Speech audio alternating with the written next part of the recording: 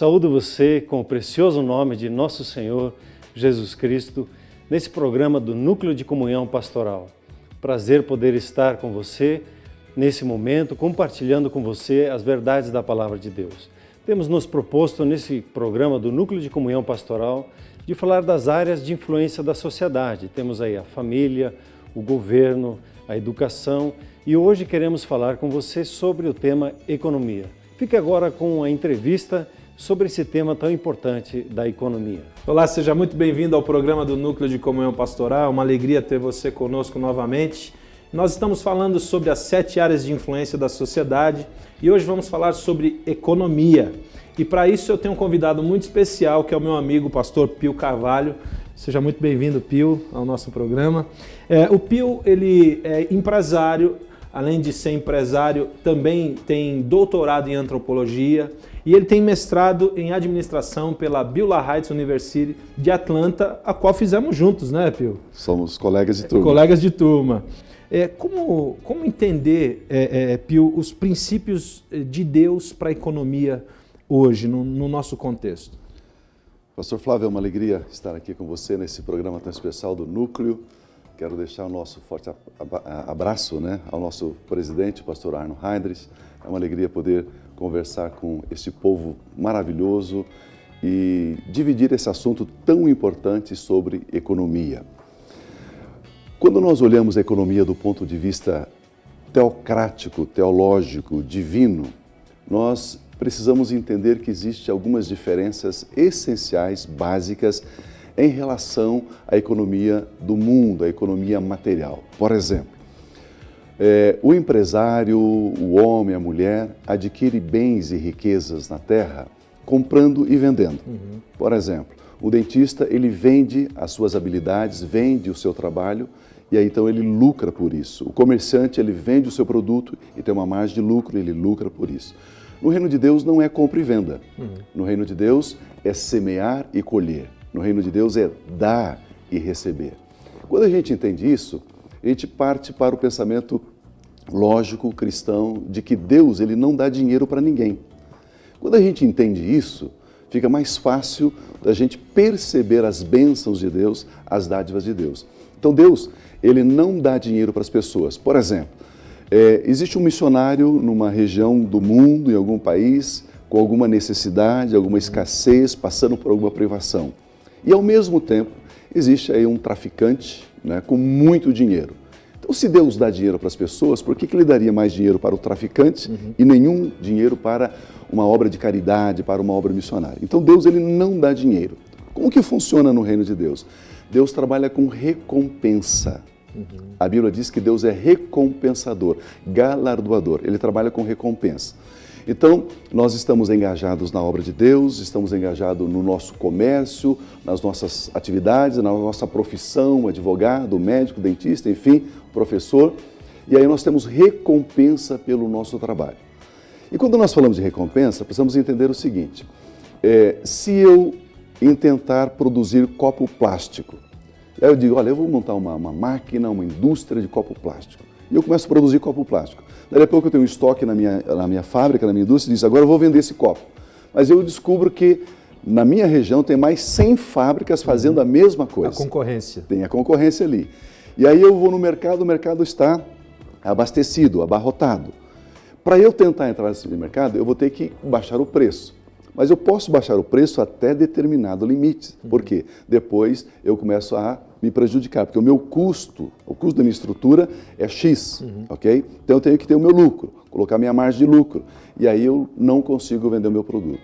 Mas Deus, ele não me recompensa pelo meu trabalho, ele me recompensa pelo meu trabalho. Agora, quanto mais exclusivo for o meu trabalho, maior será a minha recompensa. Então, isso que nós precisamos entender. A nação de Israel, como o pastor Flávio disse, saiu de uma situação de escravidão, ok, para uma potência, ok? E o que aconteceu? Por que isso aconteceu? Aconteceu porque Israel começou a entender que Deus recompensa o trabalho e Israel começou a produzir algumas coisas com exclusividade.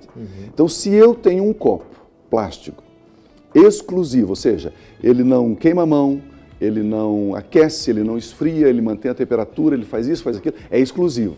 Se é exclusivo, significa que eu tenho um mercado exclusivo. Se eu tenho um mercado exclusivo, eu tenho, obviamente, um preço exclusivo para esse produto, para essa mercadoria. E assim em todas as áreas. Se eu sou um dentista, aquilo que eu estou fazendo como dentista, todos fazem ou eu sou exclusivo? Se eu sou um jogador de futebol, eu faço o que todos os jogadores fazem ou tem alguma coisa exclusiva? Eu sou um pastor, eu faço o que todos os pastores fazem ou tenho algo exclusivo? Eu sou um advogado, eu faço o que os advogados fazem, o que os engenheiros fazem, enfim, os professores fazem, ou tenho algo exclusivo? Se eu tenho algo exclusivo, a minha recompensa é maior. Então precisamos entender a economia do ponto de vista de Deus. Deus, ele recompensa, ele não dá dinheiro. E quanto mais exclusivo for a minha atividade, maior será a minha recompensa. Eu já poderíamos terminar o programa aqui, porque você já falou bastante o que é a economia no reino. Esse é um tema muito vasto. Você tocou em algumas coisas, deixa eu tentar pontuar aqui. A primeira, a economia que a Bíblia ensina, que Deus ensina, fala de generosidade, responsabilidade e multiplicação. Ou seja, como você tocou, a lei da semeadura, o princípio da semeadura, Deus ensina, dê e ser-lhe-vos-á dado. A economia no mundo, no sistema do mundo, ele pergunta o que eu vou ganhar com isso. Né? Então, os princípios de Deus funcionam assim, na contramão do mundo? É assim que funciona a economia também? Basicamente. Na verdade, no reino de Deus, a economia ela é um passo antes da economia do mundo. Como que funciona a economia? É muito simples, é muito fácil. Você tem a economia privada e você tem a economia gerada pelo próprio governo. Então, você tem lá um empreendimento, um segmento, por exemplo, uma hidroelétrica que é do governo. E aí você pode ter uma hidroelétrica que é privada. Se você fizer uma avaliação, essa privada ela é muito mais rentável do que a do governo. Por quê? Porque o sistema do governo é um sistema mais viciado, é um sistema mais inchado, é um sistema onde a produtividade não é cobrada como deveria ser cobrada, e na privada não. Na privada, como se visa o lucro, eu preciso ter lucro, eu sou o dono, então eu vou otimizar aquilo que eu tenho. Enquanto que no governo, eu sou um funcionário. Se der lucro ou não der lucro, o meu salário vem no final do mês. Então, por que eu vou me esmerar? Por que eu vou me aperfeiçoar? Então, nós temos esses dois sistemas de econômicos, de economia que gesta o mundo todo. Agora, uma coisa interessante é que estes lucros, tanto do governo quanto do privado, eu preciso entender que existe um grupo de pessoas, uma classe de pessoas que precisa de ajuda, né? Que precisa de um apoio, que precisa de um socorro. E aí, então, como que funciona? O governo pega os impostos da economia privada, ok? Para ele, governo, administrar, gerenciar e suprir a necessidade da população. Segurança, saúde, habitação, escola, essa coisa toda. Mas como o sistema do governo é um sistema inchado, viciado, corrompido, sem excelência muitas vezes, então o governo não dá conta. Aí o que o governo quer? O governo quer aumentar os impostos para ter mais arrecadação. O governo acha que se ele tiver mais dinheiro, ele pode ter uma melhor administração. E a história já provou que não é assim. Okay? A administração ela não está voltada tanto ao quanto você arrecada, mas como você gasta essa arrecadação, como você investe essa arrecadação. E aí o empresariado entende a importância social, paga os seus impostos, até ele tem o seu sistema de assistência social privado, particular também, porque o governo não dá conta disso tudo, né? Mas essa necessidade da população, de um grupo de pessoas que existe, que precisa ser entendido como uma função social. E aí entra muito o papel da igreja, entra o nosso papel, entra a nossa função de termos os nossos recursos, angariarmos os nossos recursos e aí estendermos as mãos para os necessitados, como a Bíblia é muito clara, como a Bíblia diz que tem que fazer. E aí qual é a principal função? Usando um jargão que todo mundo usa, ou seja, eu vou dar o peixe? Não, eu vou ensinar a pescar. Então a igreja precisa entrar no princípio de que, se eu tenho pessoas carentes, se eu dou um curso, uma formação, um treinamento, esta pessoa poderá produzir, e ter recompensa. Se ela produzir com exclusividade, a recompensa será maior e o resultado será maior. Então, quando nós entendemos esses dois campos, né, o privado e o público, as duas economias caminhando em paralelo, uma com uma gestão muito mais eficaz, outra com uma gestão não tanto eficaz assim, mas que ambos têm uma necessidade de atender a um público carente, a uma população, e nós temos a obrigação de cuidar, conforme a Constituição do nosso país manda, cuidar dessas necessidades, e a igreja faz parte disso de uma forma muito intensa. Falando um pouquinho do nosso ministério, nós distribuímos mais de 1 tonelada de alimentos por mês para atender as pessoas necessitadas. Fora todo o curso, assistência, treinamento, formação, para que as pessoas possam hoje ter necessidades, receber ajuda e amanhã que ela possa ser uma ajudadora, ser uma auxiliadora. Nós vamos falar um pouquinho mais sobre isso, responsabilidade social da igreja. O Pio já falou bastante em relação àquilo que a igreja faz. Nós vamos para um pequeno intervalo e já voltamos, a conversa está muito boa, não saia daí.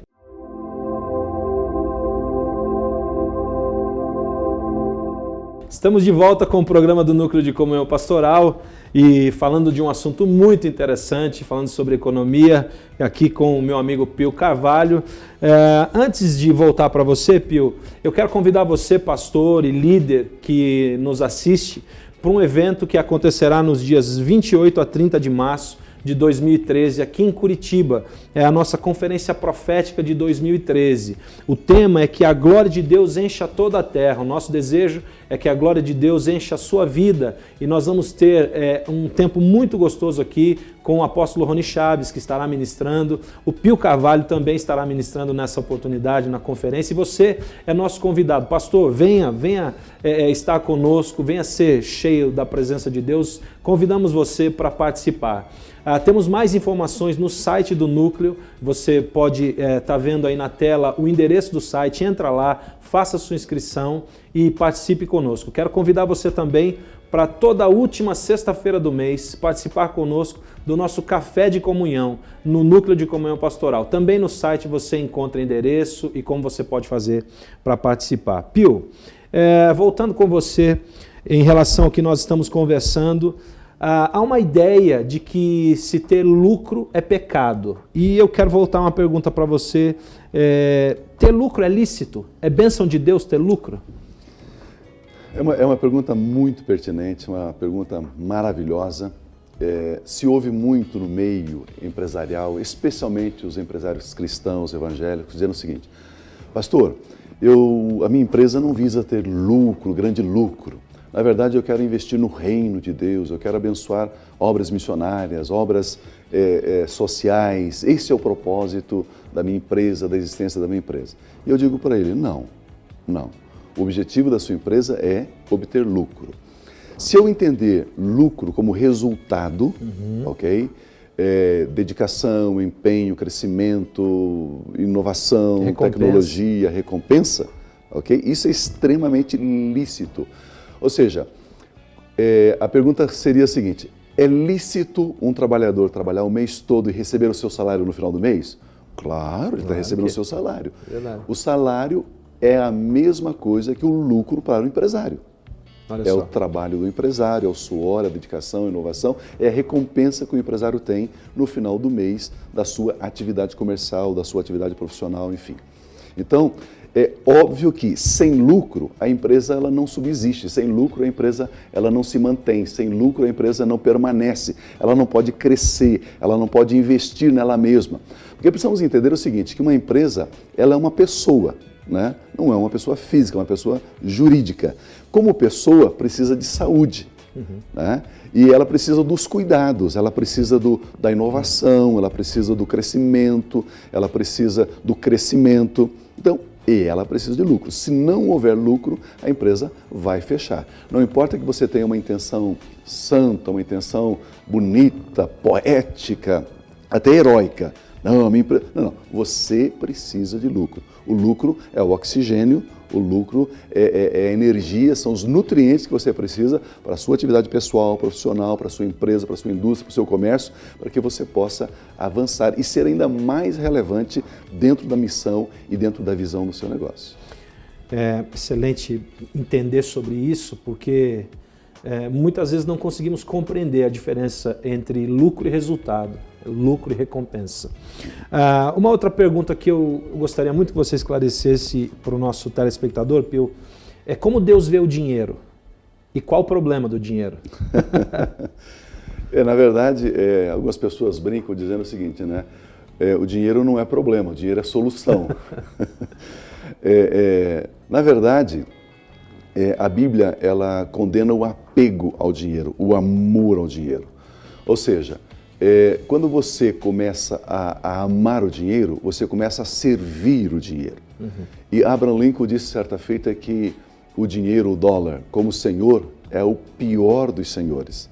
Mas como servo, é um excelente servo. Então nós precisamos entender o dinheiro como servo e não como senhor. Ou seja, você não pode servir ao dinheiro, levantar, trabalhar, passar alguém para trás, ser antiético nas suas atividades, nos seus negócios, porque você está servindo o dinheiro, querendo guardar o dinheiro, armazenar o dinheiro. Aí você se torna escravo do dinheiro. Esta posição, essa postura é condenável pela Bíblia, pela palavra de Deus. Agora, o ter o dinheiro, né, como meio de você negociar, granjear, expandir, abençoar, servir, é bênção. O dinheiro é bênção, o dinheiro não é maldição nesse aspecto. Então, não tenha medo de você ter dinheiro, receber o dinheiro como recompensa, conforme nós já dissemos, né? Como recompensa da sua atividade, do seu empenho, dos seus estudos, do seu zelo, da sua atividade. O que seria do mundo se todos os cristãos agissem como profissionais, com ética e responsabilidade? Pastor Flávio, essa é uma pergunta muito, muito relevante, muito especial. Existe uma previsão, existe aí um estudo avaliando que, fazendo uma prospecção que, em 2020, mais de 50% da população brasileira será evangélica, pertencerá a alguma igreja evangélica, alguma denominação evangélica do Brasil. E eu diria que, ok, isso é bom, isso é legal, nós pastores gostamos disso, entendemos e trabalhamos nessa direção, porque nós queremos que a pessoa seja feliz, o lar seja ajustado, que a casa seja uma casa de paz, que as famílias cresçam em harmonia, enfim, nós queremos isso e por isso que nós pregamos o Evangelho, por isso que nós trabalhamos nessa direção. Agora, a grande questão é, existem já algumas cidades no Brasil onde quase metade, em torno da metade da população daquele município é evangélico e cristão. E o que tem acontecido? Os problemas sociais permanecem. A violência não abaixou, a miséria não abaixou, as oportunidades de emprego e tal não melhoraram, né? A educação não melhorou, a inadimplência, cheques frio, contas em abertos a pagar, e a população daquele município é metade cristã evangélica. Essa pergunta é muito relevante, por quê? Porque nós precisamos entender que ser evangélico no seu negócio, na sua atividade profissional, como esportista, enfim, você precisa pautar a sua empresa, a sua vida com os princípios éticos da palavra de Deus.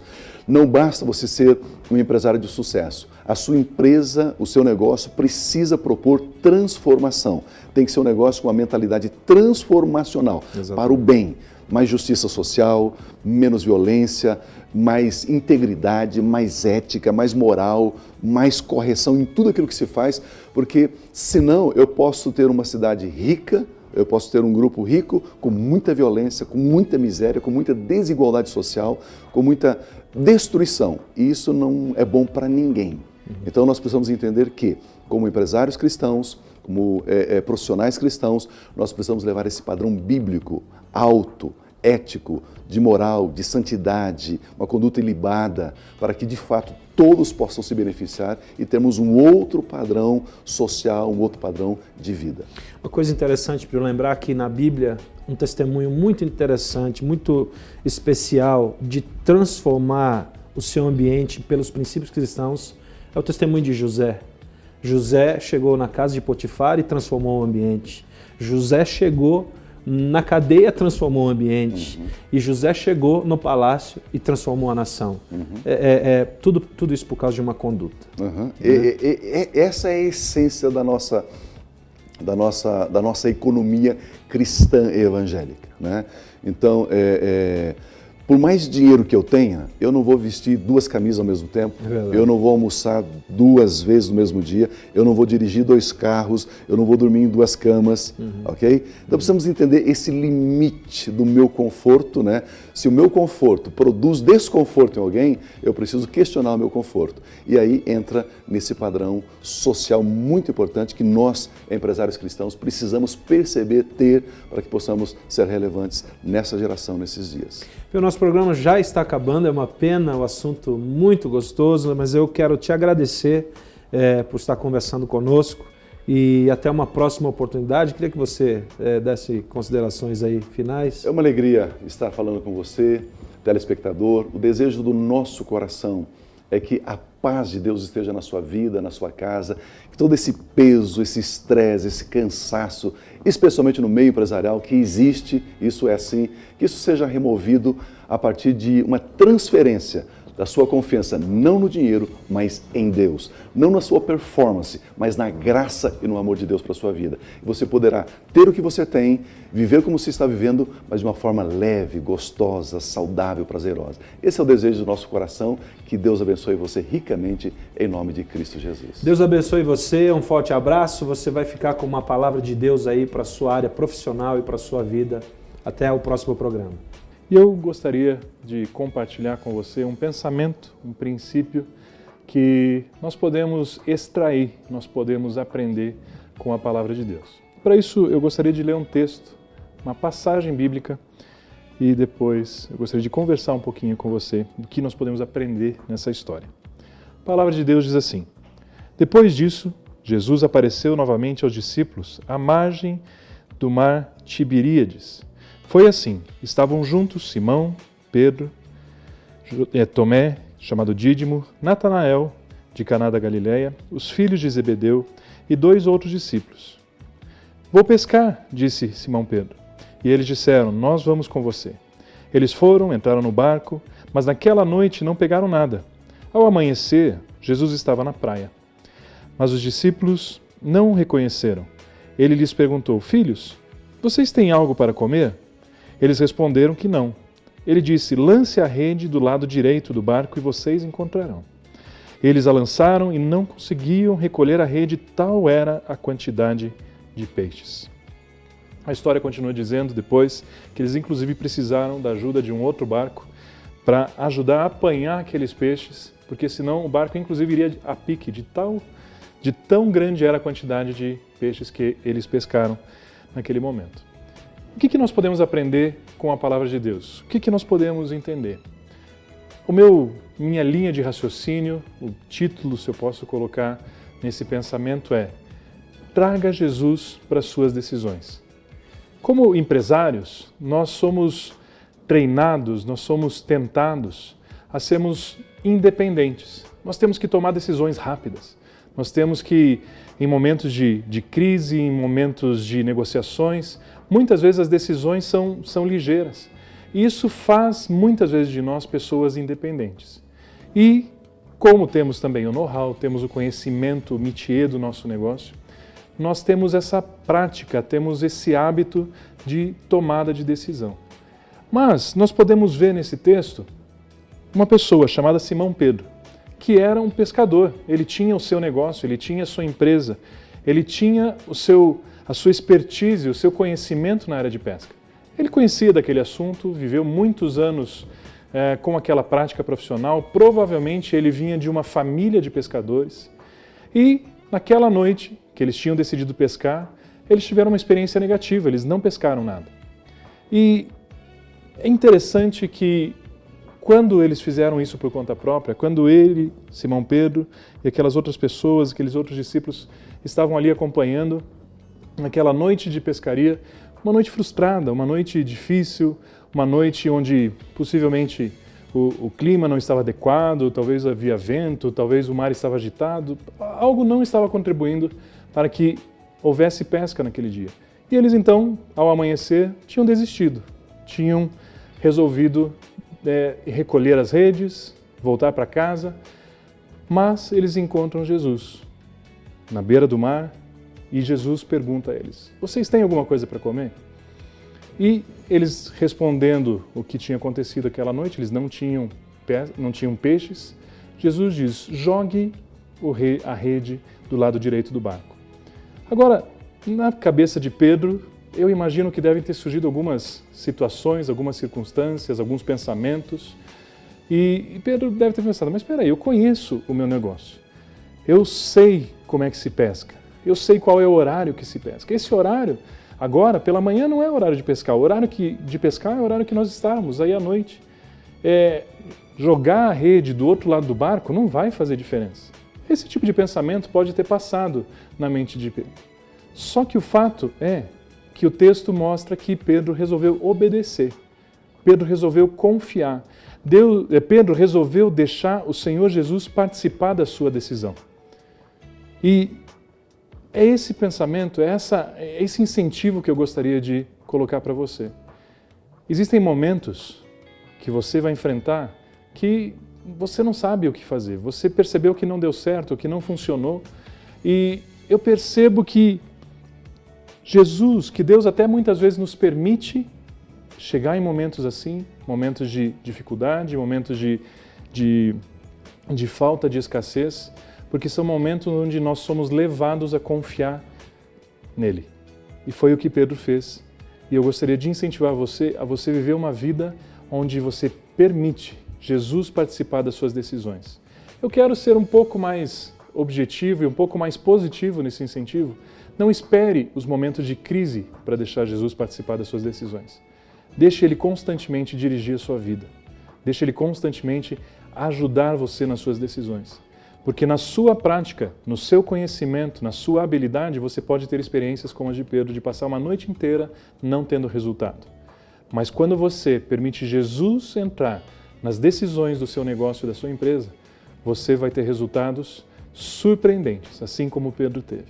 Meu desejo é que Deus abençoe a sua vida, que você possa experimentar a mão de Deus junto com você, uma parceria, abençoando a sua vida, abençoando o seu negócio, e que você possa experimentar o amor dele na sua vida, na sua família, na sua empresa, em nome de Jesus.